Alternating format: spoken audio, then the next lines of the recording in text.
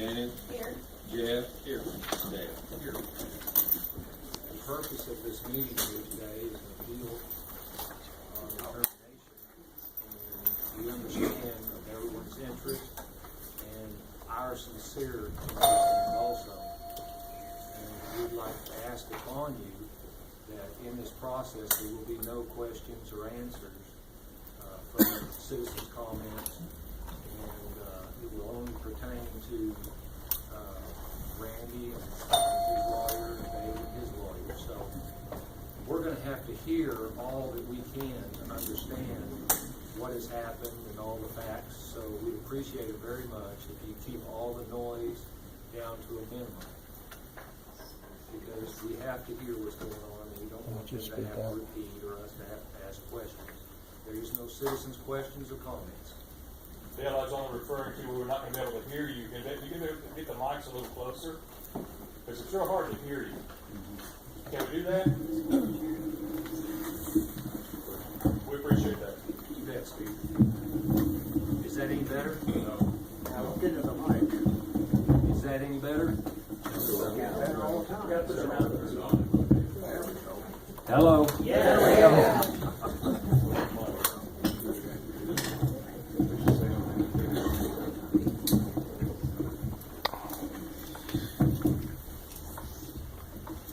Okay, as I was saying, it would be very important, if you would, to keep all the noise down to a minimum, because we have to hear all the information from both sides to be able to make the decision that we need to make. We appreciate everybody being here and the concern that you have. We also are very concerned, and we care very much also.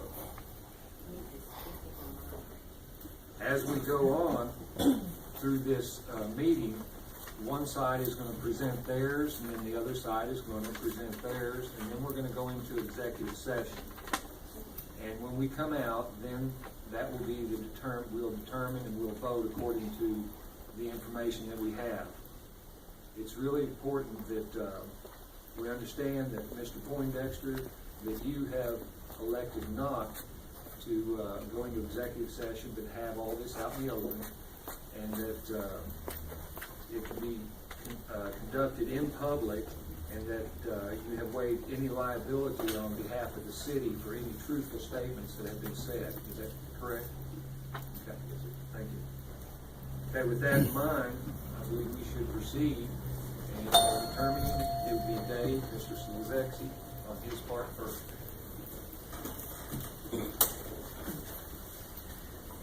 Thank you.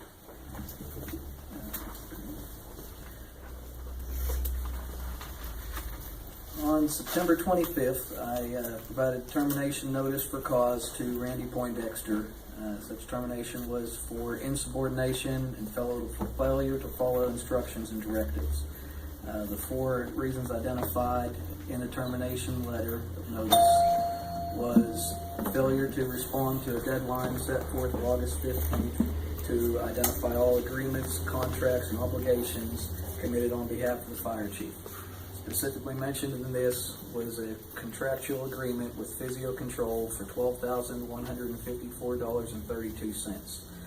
This was never approved by the commission, the original contract, nor the addendum, and it was signed and executed by Randy Poindexter on behalf of the city of Kingfisher on August 11th, 2011. All contracts and expenditures in excess of $10,000 must go to the commission for approval. There were other commitments and other agreements discussed at our earlier visits regarding equipment and resources, some both claimed by the city and the county as assets, and criteria identified in our July 9th documentation. This example was a direct example of insubordination and failure to follow instructions, as nothing was presented before August 15th nor after August 15th. The second cause was for insubordination and failure to follow instructions, for failure to notify the city manager of deviation from duty location. In previous visits in April and documented visits in July, we identified the place of duty for the fire chief to be at the Kingfisher Fire Station, and deviation from the duty location was to require notification of the city manager. The reasons therefore, the duty location assignments included promoting accountability within the city of knowing where the chief was and knowing what the chief was doing. I understood that he had reason and he had cause to be out of that department. I don't sit in my office 40 hours a week. I know you need to get out and do things. I just needed visibility on where he was doing and what he was doing for accountability. Secondly, addressed in the termination letter was an unapproved trip out of state. I believe Mr. Poindexter used this time to travel to Washington to visit with federal legislators promoting fire and fire safety in Oklahoma. And that is a great cause. We need to be in Washington. We need to be showing people in Washington how things are at home. Reference that, I was unaware of his trip. I was informed by him that he placed a memorandum on my desk. He never called me, never emailed me, never talked to me or discussed it with me. Just one example of insubordination, surprising to notify me. His memorandum that he wrote acknowledged that he had to notify me, but I was never made aware that he was taking a week off to go out of state. The third issue was for prior approval of compensatory time. Mr. Poindexter was required to receive prior approval for when accruing compensatory time as well as when using compensatory time. That is any time worked in excess of 40 hours a week. The history that we had after reviewing timesheets and work history saw substantial abuses of compensatory time in both the accrual and in the usage without any approval or oversight on it. This caused issues within the department from the lack of present leadership stability. Reports were not being filed. Disciplinary issues were not being addressed, tardiness of crew, supervision, travel vouchers were not being completed, and timesheets were not being reviewed. I cited some occasions that happened where compensatory time was not requested. One of those was an emergency proceeding, and I had no expectations for any employee to stop an emergency proceeding just to call me and let me know. However, I did have expectations that I would be notified before I looked over timesheets at the end of the 2-week period. Notification in lieu of approval in the event that there was an emergency and I could not be contacted. I do answer my cell phone 24/7. I think I've been able to get back in touch with anyone who's called me whenever they need. If I was not available to give the approval, he needed to make a decision, and I was fine with that. But it was the alternative method to communicate the information to me as opposed to just leaving it on his timesheet. I felt that this was an example of insubordination and failure to follow instructions.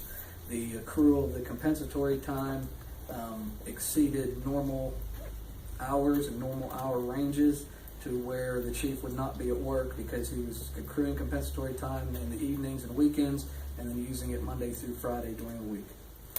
The final letter cause in the termination letter was in requisitions and purchasing. We failed to budget in accordance with established constraints and overshot the budget. Therefore, to assist with rehabilitating budget and financing, I was approving all purchase order requisitions from the fire department. We had multiple instances where we received invoices without a PO generated. We actually created a letter of justification because we do understand that not every emergency happens between the hours of 8 to 5 Monday through Friday. Things happen on weekends, things happen on evenings, and there are instances that it's just not applicable to do that. So our letter of justification just basically was an explanation of why established procedures weren't followed in the event that our auditors wanted to see why we were doing something. We had multiple invoices received without a purchase order. Subordinate personnel at the fire department were calling up to City Hall requesting a PO instead of completing and signing a requisition form from the department head. This caused redundancy, duplicity, and extra work costs for the staff, as well as for not following fiscal procedures. I felt that the inability to rehabilitate this was another example of insubordination and failure to follow instruction. The predetermination hearing was held on September 12th. Notice was provided to Mr. Poindexter on September 9th. Other items covered, the 4 items just previously mentioned were covered in the predetermination hearing, as well as managing schedule and staffing, managing callback procedures, and requisitions. During the predetermination hearing, Mr. Poindexter had no comments or information to provide. The hearing was concluded 13 minutes after Mr. Poindexter's representative stated that they had no information to provide because at this time they did not see it being helpful. On the matter of the appeal submitted by Mr. Poindexter, on the appeal of termination, there is no factual cause. I am not able to recuse myself from this proceeding because I have a duty and a right to inform you of the actual sequence of events and performances taken by the city. Although they claim that adequate time to provide information was not allowed, we felt that in our interest, 3 days was adequate time to provide for a hearing with your supervisor and your boss and go over some deficiencies that have been observed. On the response to the allegation one, that only the city commission has the authority to engage in a contract. The value of the agreement signed by Mr. Poindexter was for $12,154.32. This was never presented to the commission, although the city of Kingfisher was the agent in the contract. Despite how this was handled in the past, this was the first time that it was brought to my attention, and I was able to observe the contract from Physio Control with Mr. Poindexter's signature and no reflection in our minutes indicating that this had been approved by the council. Purchasing requisitions contracts or require approval of the board. Multi-year contracts can be achieved through specific language including funding based on funding available. So the city is able to engage in multiple contracts. We are not able to expend revenues from the previous or future year. In signing this contract, Mr. Poindexter committed funding for 3 years outside of the current year as well. And not only was that a violation of the charter and city personnel, but also the state constitution. Response to allegation number 2 is that Mr. Poindexter never advised the city manager of this trip. When I called to set up a meeting for September, I believe it was a Tuesday of the 3rd week in September, I called Mr. Poindexter to set up a meeting for 8:30 that morning, and he informed me that he would be on a flight flying into Washington, D.C. the next day. I did not understand. I thought he was joking at first, but he did advise me that he placed a memorandum on my desk. I did eventually find that memorandum. I do not know when it was placed on my desk,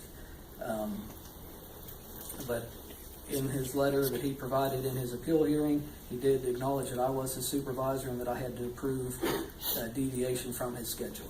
I don't think I can adequately run an effective organization if I have people that can take off for a week out of state and out of town without my knowledge of it. Section 15-3A,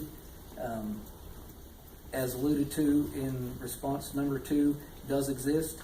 I required notification of such incidents. I did not require him to make different incidents or not provide for the incidents that were required with this.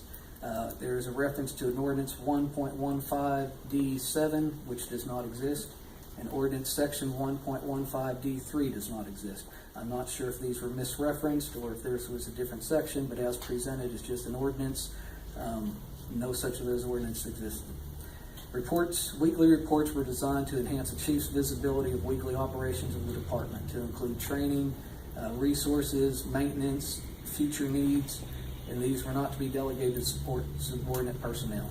This was an opportunity for the chief to observe accountability within the department and an opportunity for rehabilitation that were unsuccessful as the reports were delegated to shift supervisors and lacked inconsistency. Recommendations over the decision-making process was applicable, and it was something that we discussed and was captured in our July 25th documentation, July 9th documentation, and discussed at our April 9th visit. However, recommendations over decision-making process were instructed to advise, provide information, and not make decisions was under the purchasing, requisitions, and acquisitions segment. It was deliberately pulled out of context in the appeal. I never limited the fire chief from filing appropriate reports as indicated under allegation 2. However, to my knowledge, no monthly report had ever been filed with the commission during my tenure, although that was obviously a requirement. Mr. Poindexter failed to provide adequate supervisory capacity over the department. The directives, as referenced in the 6-page outlines, were expectations to run a department successfully. These were directives, they were not options, and Mr. Poindexter failed to execute these directives satisfactorily. I wanted accountability of the department, I wanted it to function, I wanted it to operate. I was not trying to micromanage or take over or go on a power quest to take over the fire department, but when something's not working, it's my responsibility ultimately to be responsible for that, and it's my job to get it fixed and to make it work. Response to allegation number 3, Mr. Poindexter is not a paramedic, he is an EMT intermediate. The actual incidents reports for August 20th have been reviewed, as well as the incident report for August 22nd, and there are glaring inconsistencies between what is described in this appeal and actual events that occurred. The incidents on August 30th was reflective of failure to staff, failure to schedule, and failure to manage callback. Again, these instructive directives, these were instructive directives, these were not demands. In conclusion, I feel that Mr. Poindexter failed to execute his job duties requiring management oversight, and his failure to follow the directives, the guidance, continued insubordination and disregard for cohesive operations of an organization indicate the inability for rehabilitation to be successful. And I thank you for your time. Thank you, Mr. Zexi. And now, Mr. Poindexter.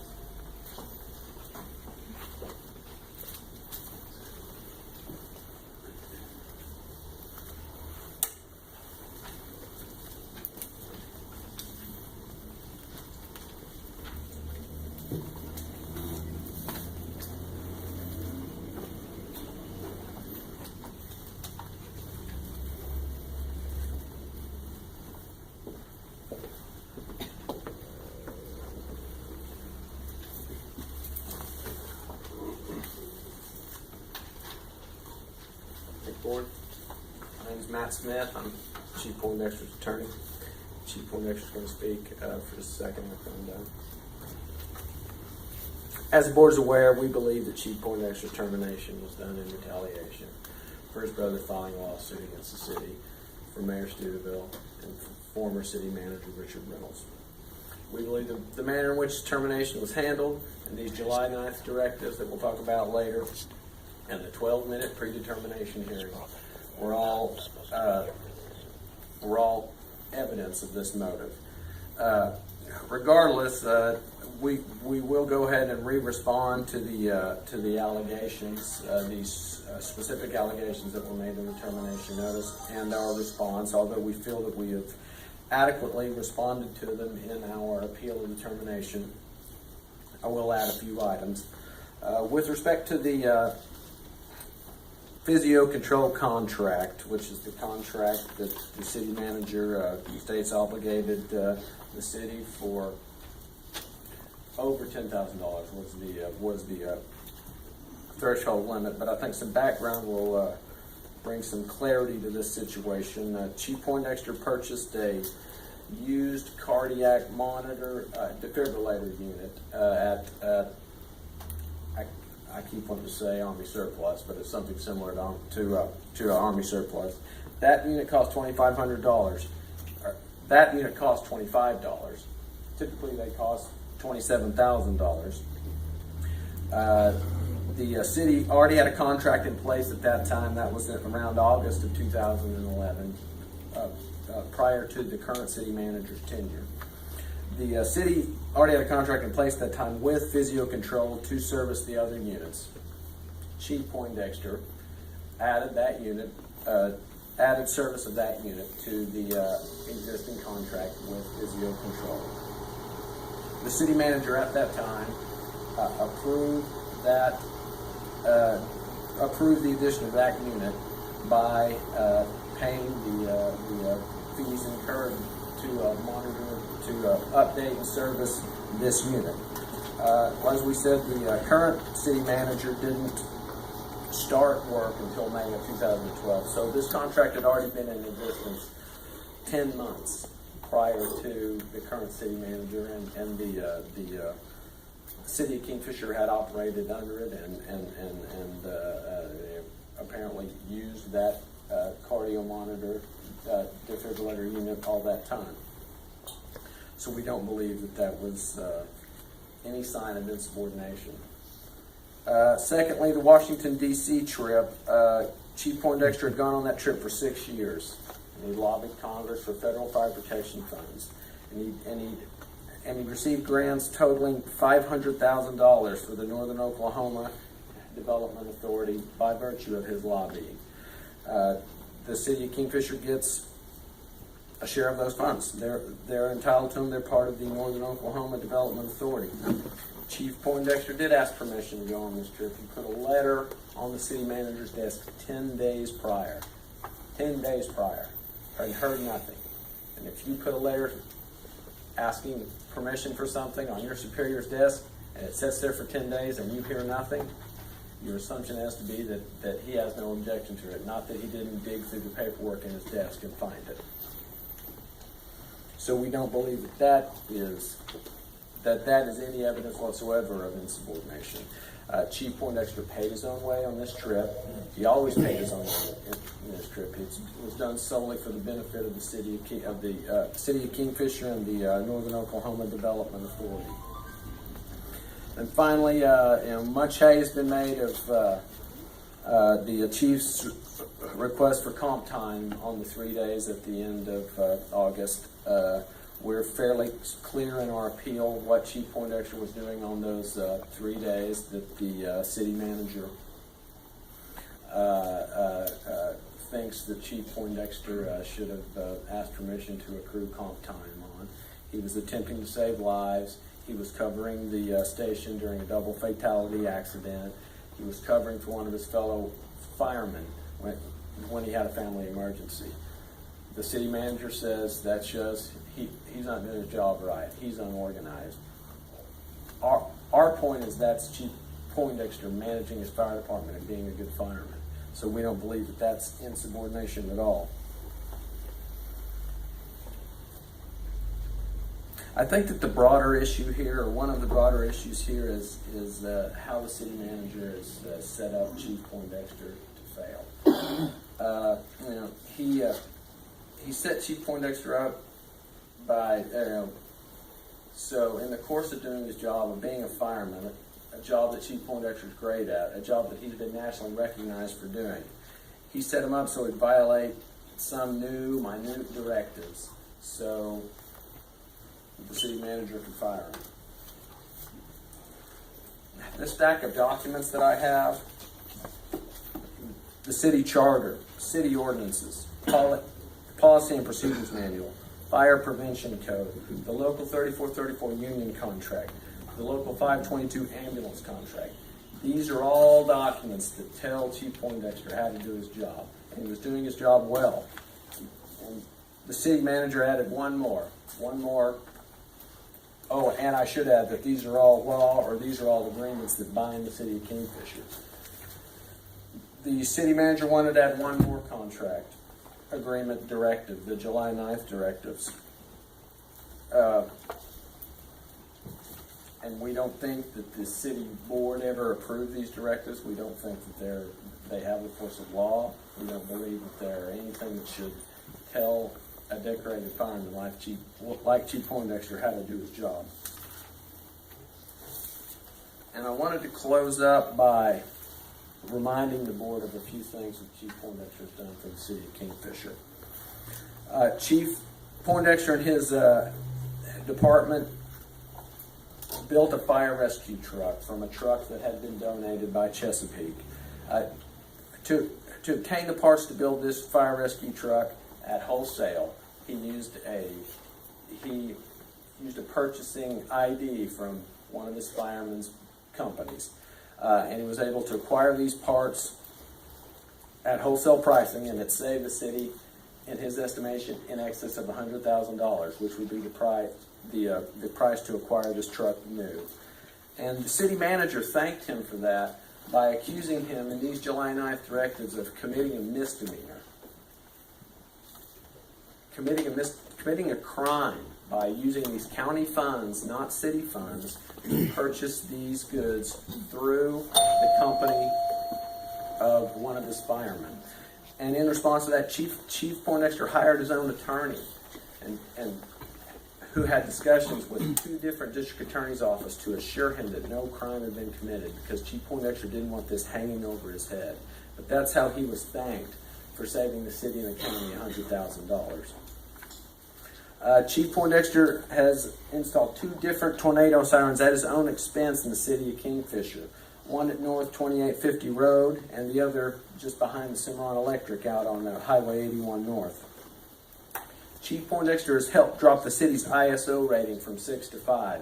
And if you're like me, you have no idea what that means. But what that does mean is that it will help every property owner's insurance premiums go down. ISO stands for Insurance Services Organization ratings. So that means people at Kingfisher, when your insurance premiums go down for your home insurance coverage, they go down because Chief Poindexter has improved fire protection for the city of Kingfisher that much.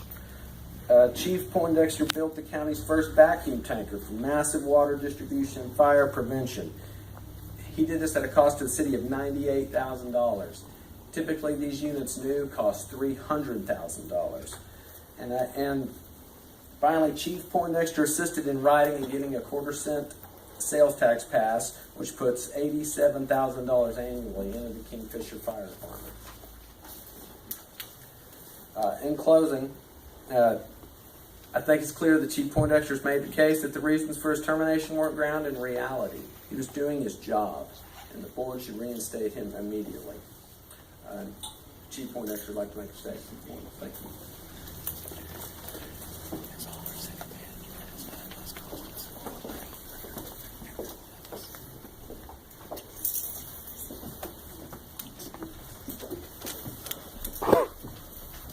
Board of Commissioners, I've appealed the decision by City Manager Dave Slezicki to remove me as fire chief from the city of Kingfisher because I believe this termination was not proper.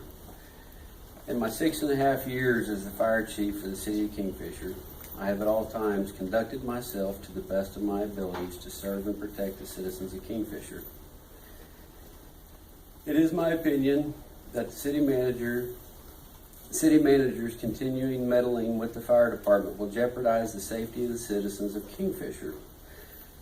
Because of this, my appeal is not only seeking to get my job back, but also to make making it as a concerned citizen for Kingfisher. The city manager does not know how to run a fire department. It is my hope that the Board of Commissioners will realize this, reinstate me to my position, and allow me to continue to protect the citizens of the town I love. Thank you.